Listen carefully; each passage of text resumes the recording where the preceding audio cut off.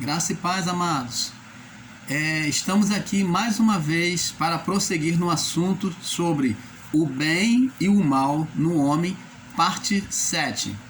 Então, eu gostaria de antemão desejar a vocês todas as felicidades de Deus em vossa vida, em vossos corações, que a iluminação de Deus diante desse ano que se inicia seja uma iluminação tremenda em vossos corações, em vossas mentes, e que a paz de Deus, que excede todo coração e entendimento, esteja com vocês, dentro do seu lar, dentro da sua família, que a abundância de Deus esteja também acercando as suas necessidades materiais e físicas. Deus seja com todos vocês. Então vamos prosseguir aqui no nosso assunto, o bem e o mal no homem, parte 7.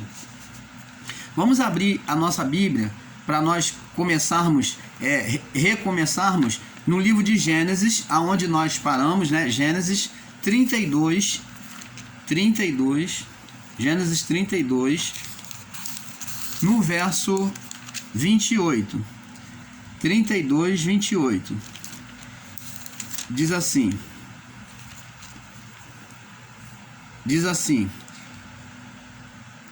do 32, do 24 ao 28, tá? 32, do 24 ao 28.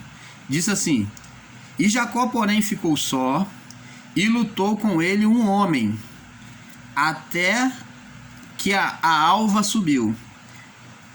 E vendo que este não prevalecia contra ele, e vendo este que não prevalecia contra este quem? O anjo, tá? Tocou na juntura da sua coxa e se deslocou a juntura da coxa de Jacó, lutando com ele. E disse: Deixa-me ir, porque já a alva subiu. Aqui quem está falando é o anjo. O anjo queria subir aos céus. Porém ele disse: Não te deixarei ir, se não me abençoares. E disse-lhe: Qual é o teu nome? E ele disse: Jacó. Então disse: Não te chamará mais teu nome Jacó, mas Israel, porque como príncipe lutaste com Deus e com os homens, prevaleceste. Então, preste atenção aqui, amados. Eu quero mostrar aqui para você, para nós entrarmos de novo nessa linha de raciocínio, para que você entenda, para que haja um entendimento sobre a natureza humana e sobre essas manifestações espirituais a qual o sistema atribui como ser. Nós vamos entender isso. Então, vamos aqui. Nós vemos que aqui a luta de Deus é uma representação já desde a antiguidade, quando Jacó, sendo usurpador, trapaceiro, né, que usurpou e tomou o lugar de bênção do seu irmão, da primogenitura. Então, Jacó agora tinha que se despojar de todos os seus bens, porque ele iria atravessar o rio, seu irmão estava do outro lado do rio, e ele teria que se despojar e entregar ao seu irmão. Ele sabia que ia perder tudo, que aquilo não era dele. Então, o que ele fez? Ele quis dividir, para que se seu irmão pegasse ou matasse ou destruísse os bens que ele possuísse, então ele iria resgatar uma outra metade. Então ele dividiu em partes e mandou passar tudo ao rio, a sua família, os seus bens, os seus gados. E ele, na sua perturbação mental, né, de consciência, ele sabendo que iria perder tudo e ainda poderia perder a sua vida, né, que era o mais importante, ele, na sua perturbação mental, né, de consciência, de que era devedor ao seu irmão, tinha medo do seu irmão, da ira do seu irmão, ele então ficou ali em oração, atravessou todos os animais, a família, tudo seu, toda a sua descendência ali, né, os seus filhos gerados, as suas servas.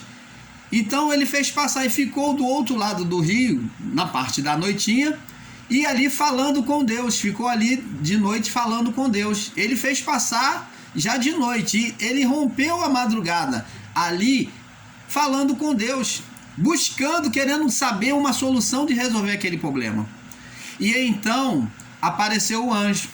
E quando ele viu aquele homem na forma humana, o anjo na forma humana, ele se agarrou ao anjo e queria ser abençoado. Aí falou, não te largo enquanto não me abençoares. E o anjo querendo sair dele, querendo ir embora, e ele falou, enquanto não me deres a minha bênção, eu não te largo. Então o anjo tocou na coxa dele e ele ficou mancando. Então, o tocar na coxa, né, o pôr a mão na coxa, era um simbolismo judaico já atribuído de que representava a bênção. Quando o pai colocava a mão na coxa do filho, era uma forma de abençoar. Então, quando o anjo tocou na coxa de Jacó, ele ali, mesmo em defesa para se livrar de Jacó, ele estava abençoando. Quando ele tocou na coxa de Jacó, ele agora deu a bênção divina. A bênção divina direta, não da bênção da paternidade, mas ele deu uma bênção direta de Deus. Não era uma bênção intermediária que vinha de Deus para o pai e o pai para poder abençoar o filho. Então agora ele teve uma bênção direta, não uma bênção intermediária como ele tinha tido antes. Então, a partir daí, o anjo perguntou, qual é o teu nome? Ele disse, Jacó. Ele falou, não te chamarás mais Jacó, mas Israel, porque como príncipe lutaste com Deus. Então ele passou a ter nome de uma nação, Israel, porque como príncipe lutou com Deus. Então ele era o príncipe de Israel, como rei de Israel. Ele foi ser o cabeça, o líder daquela nação que iria surgir. Então Deus ali já está profetizando uma geração para Jacó. E nós temos que entender que essa luta de Jacó com Deus, por que, irmão Paulo, tu deu essa volta toda? É para você entender, amados e abençoados irmãos, que a luta de Deus sempre foi contra a carne, porque a luta do anjo, que era espiritual, estava sendo contra a natureza carnal de Jacó. A luta de Deus sempre foi contra a carne. Então eu quero que você analise já a partir daqui, que você entenda que a luta de Deus já sempre foi contra a carne. E essa ação, dessa luta do anjo com Jacó, já prefigurava, já tinha um simbolismo da luta de Deus com a carne humana, do espírito contra a carne. Lembra que o apóstolo Paulo diz, porque a carne milita, luta contra o espírito, e o espírito contra a carne, porque os dois são opostos, são inimigos entre si, para que não façais qual seja o vosso querer. Então, você vê que a carne, ela vai ser sempre contrária a Deus, e o espírito sempre contrário à carne. Deus sempre é contrário à carne. Deus é inimigo da carne. Deus é inimigo da carne. A carne para nada presta. Ela é apenas um receptáculo para esta vida, né? Um véu para esta vida, que na verdade, depois disso, ela não presta mais para nada, por causa da sua corrupção. E nós vamos prosseguir em mostrar o quanto a carne é maligna. Vamos lá. Em Mateus capítulo 7, do verso 17 ao 20. Mateus capítulo 7, do verso 17 ao 20. Vamos lá. Mateus 7, 17. Mateus 7, 17. Glória a Deus. Louvado seja o nome do Senhor nosso Deus.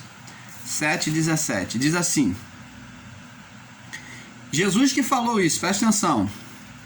Vamos ler do 15 em diante para melhor entendimento. Vamos ler do 15 em diante, que aí você vai ter o melhor entendimento, né? Acautelai-vos, porém, dos falsos profetas. Então, Jesus está falando dos que são mentirosos, que fazem obras, se mostram como profeta, mas são falsos, do que não é verdadeiro. Falando da natureza humana, da carne. Que vem até vós vestido como ovelhas, na sua aparência são ovelhas, são manso, né? Mas interiormente são lobos devoradores. Porque por seus frutos os conhecereis. Porque os frutos como? O fruto é a prática. No dia a dia você vai conhecer a prática. Aquilo que ele pratica, você vai conhecer. O tempo vai mostrar quem é ele. Então, pelos seus frutos os conhecereis. Por que eu vou fazer uma pausa aqui? Porque no sistema religioso, eu vim do sistema religioso, a qual a liderança, né, do sistema religioso, quando o pastor, eu, lá no sistema religioso, ele dizia que tinha que dar fruto. E o dar fruto para eles era encher a igreja. O dar fruto para eles era tirar um bom dízimo, uma boa oferta. O dar fruto para eles era abrir bastante igrejas. Como eu abri diversas igrejas no sistema religioso, em determinado ministério aí, que eu não gosto de citar nome, tá? A minha luta aqui não é contra a carne e nem contra o sangue. Quando eu cito o nome, eu entendo que eu estou ferindo e lutando contra a pessoa. Então, no meu canal, ou melhor, no nosso canal, porque o canal não é meu, você participa comigo. Então, no nosso canal, nós não citamos nome de pessoas e nem nome de instituição. Por quê? Porque a nossa luta não é contra a carne. Se eu usar o nome da instituição, eu estou ferindo as pessoas que congregam lá. Eu estou ferindo aos pastores. Então, eu luto contra a doutrina, contra o ensino errado, tá bom? Então, eles lá diziam que o dar fruto era você encher a igreja, é você abrir muitas igrejas, é você ter um bom dízimo, uma boa oferta. O dar fruto para eles, lá como você como membro, você tem que ter um bom carro, uma boa casa própria, você tem que ter um salário bom, dar um bom dízimo. Então, você está dando fruto. Você está sendo abençoado. Então, o sinônimo de bênção para o sistema, para as igrejas evangélicas do sistema, é quando você despoja de bens materiais para eles, para a instituição. Quando você faz benefício para eles. Mas o dar frutos aqui fala de bom testemunho, de boas obras, bom testemunho, boas obras. Isso que é o dar fruto. Vamos lá. Aí Jesus fala assim: mas interiormente são lobos devoradores. Verso 16: por seus frutos os conhecereis. Porventura colhe-se uva dos espinheiros? Você já viu alguém colher uva de lugar de espinho? Não. Ou figo dos abrolhos? Não. Você não colhe figo no meio de um montão de mato? Não. Assim, toda árvore boa, verso 17, né? Produz bons frutos, tá vendo? Fruto, produz bons frutos, bom testemunho. Mas a árvore má dá frutos maus, ela dá mau testemunho da vida dela. Não adianta, o que Jesus quer dizer é que não adianta a pessoa estar dentro da igreja, falar balachúria, falar em língua que quer que seja, profetizar, entregar revelação, sapatear no poder, marchar, cair no poder de Deus, tudo isso, se o fruto dela, se ela não tem bom testemunho. Se o fruto, o testemunho dela é má, então ela é uma árvore má, porque nós somos essa árvore. Jesus aqui comparou os homens como árvore, como eu já ensinei a vocês nos outros vídeos. Então, essa árvore somos nós. Então, o fruto é algo natural, que não tem como você forçar ou produzir. O fruto é algo natural de uma árvore, de uma vegetação. Então, não tem como ela produzir um fruto que não é dela. Por isso que Jesus disse: não se colhe figos, não se colhe uvas de espinheiro, nem figo de abrolhos. Não tem como eu enganar. É o meu testemunho de vida que vai mostrar quem realmente eu sou. É o fruto do meu testemunho de vida que vai mostrar se realmente eu estou em Deus, se eu tenho compreendido as coisas de Deus ou não, se eu tenho vivido como salvo ou não. Porque a salvação se dá aqui, na mente. Se eu não sou salvo na mente, eu não vou obedecer a Deus, porque essa salvação é aqui.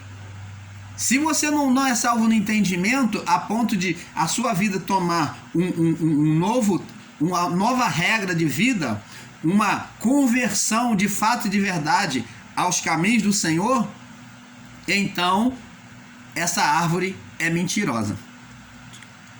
E ele diz: toda árvore que não dá bom fruto, corta-se e lança-se no fogo, porque pelos seus frutos os conhecereis. Então aqui ele está falando: toda árvore que não dá bom fruto, corta-se e lança-se no fogo. Por quê? Porque ali o cortar, o machado, ele diz que o machado, João Batista falou, o machado está posto à raiz da árvore. Toda árvore que não der bom fruto será cortada e lançada no fogo. Por quê? Isso aí está falando de o machado significa justiça, o juízo de Deus, e o fogo representa o juízo final. representa o juízo final que haveria sobre o povo naquela época. Então aqui fala de ser queimado. Então está falando do juízo final sobre o povo do período da lei, tá? Vamos aqui. Então nós entendemos que essa árvore, ela pode ser boa ou pode ser má.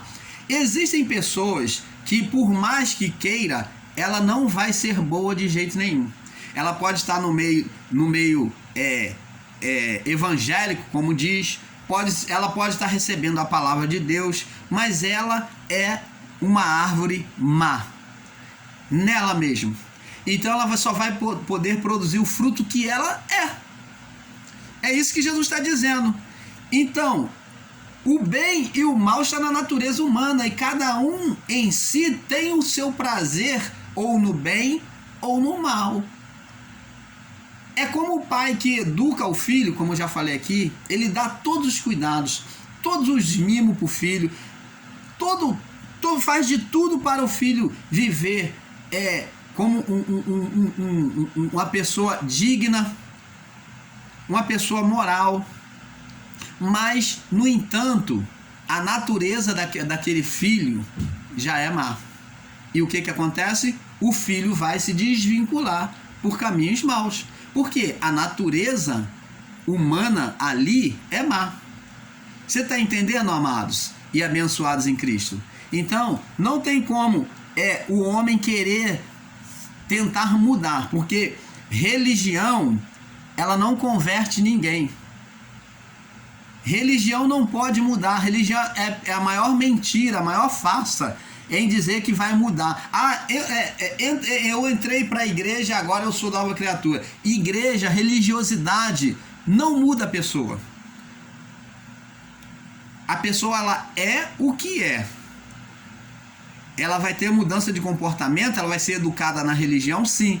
Mas se a natureza dela, intimamente dela, for má, ela vai fazer como Judas Iscariote, que curou, libertou, expulsou demônios, ouviu a palavra de Deus, viu multiplicação de pães e peixes, ajudou no ministério evangelizando dos 70 lá que Jesus comissionou os discípulos, fez descer até fogo dos céus lá. Jesus disse: eu via Satanás cair como raio. E esse Satanás que Jesus via era a doutrina, né, errada que se tinha se implantada no coração das pessoas. Então, Judas Iscariote fez tudo isso. E o final dele? Negou Jesus.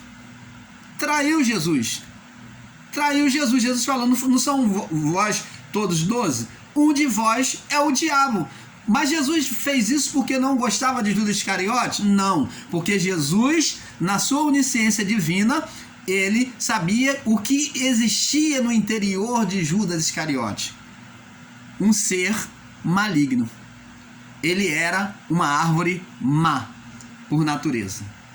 Então temos que entender este mistério, amado. Então, eu quero relatar para você, como nós já lemos lá no livro de Levítico 18, né?